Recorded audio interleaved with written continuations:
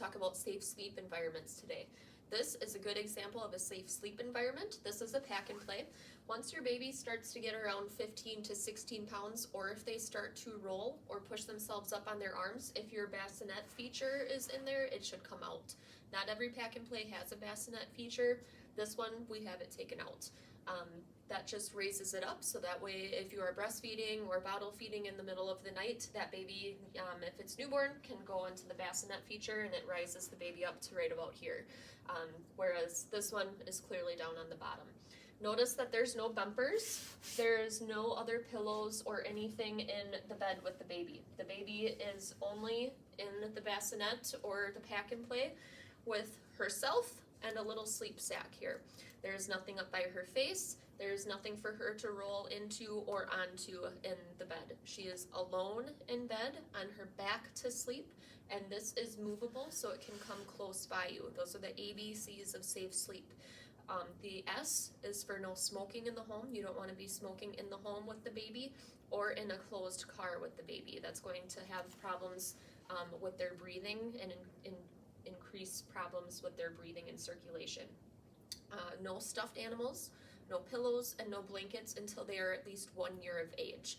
It is not going to harm them to be in the bed by themselves. They do not need any comfort. It is safest for them to have that. Once the baby is old enough to roll from their back to their stomach, if they roll onto their stomach in the middle of the night, it is okay. You don't have to go back in there and roll them back onto their back. Since they are going to be on their back for most of the time, you want to make sure that you are providing them ample time to be on their stomach. Tummy time is what it's called, and that is anything from sitting them up and burping, having them be up over your shoulder, anything that is not going to be putting pressure on the back of their head. That's going to help develop their head and neck motion, and it is also going to prevent flat spots on the back of their heads. You're also going to notice that after time, you can go and put an activity mat on the floor, and they will start lifting their heads up.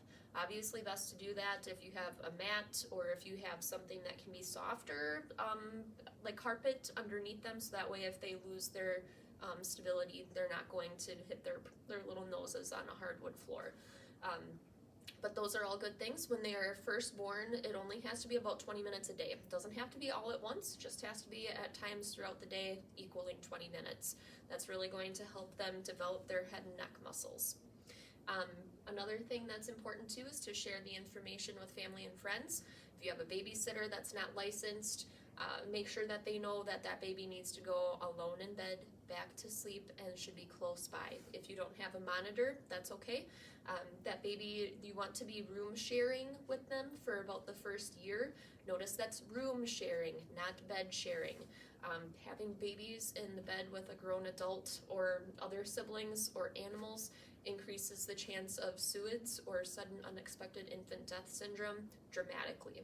So make sure that they are room sharing, not bed sharing, for that first year.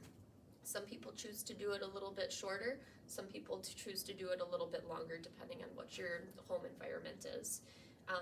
And then you also want to make sure that baby is not sleeping on any type of soft surface like an adult bed or a couch or a recliner. Those are going to be things that if the baby would roll, or if, since they're not strong enough, if they would turn into that surface, they could suffocate in there. Also with car seats, if they are taking the baby out of a car seat from the car, the baby should then also come out of the car seat once you come into the home. You can't guarantee that the incline angle of the car seat is going to be correct, and you don't want to have any chin to chest motion, okay? That is going to make it hard for the baby to breathe, and is going to cut off their circulation by cutting off their throat. So if the baby comes out of the car, it should also come out of the car seat as well. Baby also shouldn't be sleeping in any swings. I know that's something that's pretty common for people to do. Baby will fall asleep in the swing. They're like, oh, I'm watching them, it's okay. But like I said, as soon as that chin starts to come to the chest, that baby could start having trouble breathing, and they're sleeping. How do you know if they're having any trouble? So just really make sure to keep those key points in mind and keep a safe sleep environment for your baby.